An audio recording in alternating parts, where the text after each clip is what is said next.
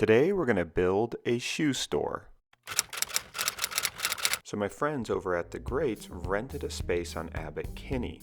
Now whenever you rent a retail space, there's this pressure to get everything done really quick because you're spending a lot of money on a desirable location and you're not making income on it until you actually can get the shoes in the store. So me and my team had just about 20 days to design and build everything that you're about to see. We used 2x4s and gypsum board to make some quick and easy walls that would divide the space, sort of a gallery in the front with shoe storage in the back. Now if you stick around to the end of the video, I'll tell you how much I got paid for the project and how much I spent on materials and labor. The floors were made out of these pretty gross deck boards, so we had to spend a lot of time scraping out all the gunk in between them. Luckily we had our new RYOBI shop vac, which came in really handy for getting everything ready to paint. Cleaning, prepping, and painting this space took our team of 4 people about 5 days. These deck boards are made from a tropical hardwood called ipe. Now it has a lot of oil in it and it can be a little bit tricky to paint. We scuffed up the floorboards with a light sanding before washing them down with acetone so that the paint would stick to it. We used a Porch and Patio paint by BEHR, which is specifically designed for floors. While the paint was drying, I started working on the digital fabrication. I didn't use any 3D modeling software for this project. It was all done in 2D programs like Illustrator or Easel. I just drew out some interesting shapes in Illustrator, joined the lines together, and then used the blend tool to make a whole bunch of steps in between a big shape and a small shape. With the blend tool, I can either set a specified number of steps in between the two objects, or I can set a uniform distance. I then expanded the objects and ungrouped them as well. I then moved these shapes around and exported it as an SVG file that I can open up in the inventables software, Easel. Easel is a free web-based app that makes it really easy to get projects ready to CNC. I arranged the pieces onto different workspaces, each one representing a different piece of plywood. And now it was time to let the X-carve do some work. I was using 3/4 inch thick plywood that I got from Home Depot. Now I cut the pieces into squares that were about 30 inches by 30 inches and I just locked them right down to the CNC machine. I used a 1/4 inch diameter single flute cutting bit to do most of the cuts. Now I could have saved a little bit more wood by using an 1/8 inch diameter bit, but when I'm cutting full sheets of plywood, I tend to try to get a little bit aggressive with the speeds, and 1/8 inch bits can kind of break if you are moving a little too fast for them. It took anywhere from 15 minutes to half an hour to cut each sheet of plywood, and out of each sheet I got about 2 to 5 pieces. The Easel software makes it really easy to leave tabs on your pieces, which keeps them from floating around and getting messed up by the CNC. Those tabs just break right off when you shake it. Now for some of these pedestals, I wanted the tops of them to be a little bit bigger than what my X-carve could handle. So I used a washer to trace out an enlarged outline of the biggest pieces and then cut those out with my jigsaw. In fact, it is possible to replicate this entire project without a CNC machine, and all you'd have to do is start with the smallest profile and then keep using the washer technique to enlarge it and replicate it. I started my glue up from the top. Now the biggest pieces of plywood are also the most likely to have a little bit of a warp in them, so I made sure to clamp these first few ones together nice and tightly before adding a few screws. Once the big pieces were secured, I could go really fast using my cordless nail gun. Now this thing is pretty awesome. The compressor is actually built into the nail gun, so you don't have to deal with a compressor or any hoses. I used an angle grinder with a 40 grit flap disc to smooth out in between the layers of the plywood.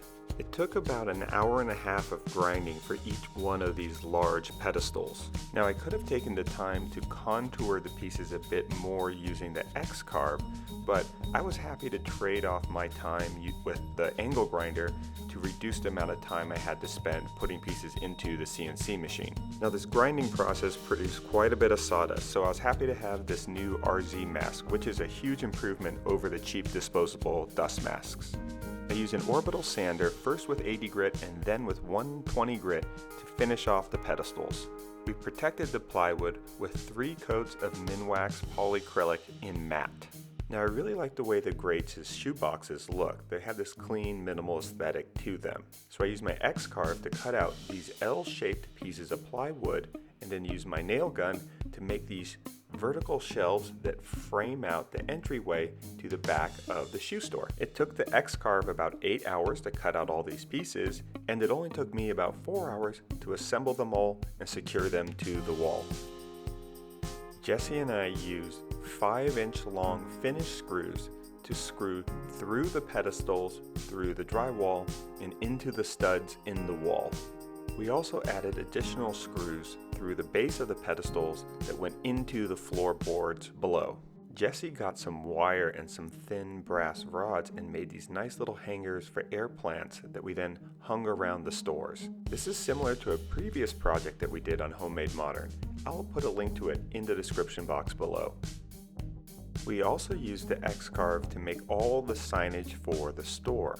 Now, this was sort of outside what we originally agreed upon, but it was really nice that we could provide this extra value using the same machine that we used to make the displays. We also made a table display for the center of the room using the same plywood, but this one we just used circular saws and traditional orbital sanders.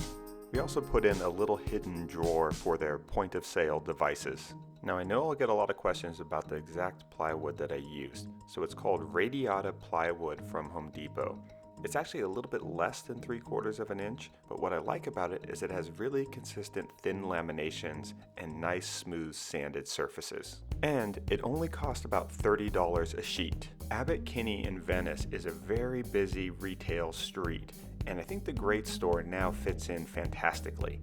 It has this white kind of beachy feel to it, but then all these cool organic shapes with the different pedestals.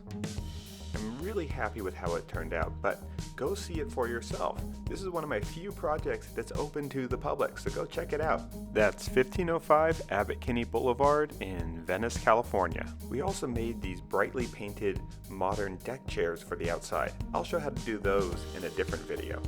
The last piece that we added was this 7-foot tall, 4-foot wide moss garden from Artisan Moss. Now we ordered this as soon as we started the project, but it took about 4 weeks to complete and get there. We tried it out in a few different locations before deciding that it worked best behind the 2 racks of shoe boxes, which framed it really nicely. The original inspiration for the design was Antelope Canyon, but now that I'm looking at these pedestals, they remind me of sort of a cross between some Gaudi architecture and maybe something from Stranger Things. I think this project really shows how an investment in some digital fabrication machinery can lead to new business opportunities. We negotiated for a $50,000 design and building flat fee. This is a bit on the low side, but we negotiated that there would be no design reviews. This makes projects a lot more fun when you don't have a client going back and forth with you changing your ideas. The majority of the materials came from Home Depot and weren't that expensive. The one exception, of course, was the moss wall. Most of the labor costs were in the beginning when we were cleaning up the existing space, adding new walls, and doing a few coats of paint. Now I got 2 X-carves specifically for this project. Normally 1 would be enough, but because of the tight timeline, I wanted to have 2 machines going at all times. I think this project is a great example that shows if you can take a few design ideas and combine them with some basic building skills, you can present yourself as a solution for a lot of business owners. For projects like this where the rent is really high, coordinating between architects and designers and then the general contractors can be really time consuming and a hassle. So becoming a design build entity with clever ideas can put you in a really competitive situation. For more information, check out my website, and if you want to see what we're working on next, be sure to follow me on Instagram. If you want to see more large-scale projects like this, be sure to let me know in the comments section below. And don't forget to subscribe to this channel if you haven't already. Thanks. Bye.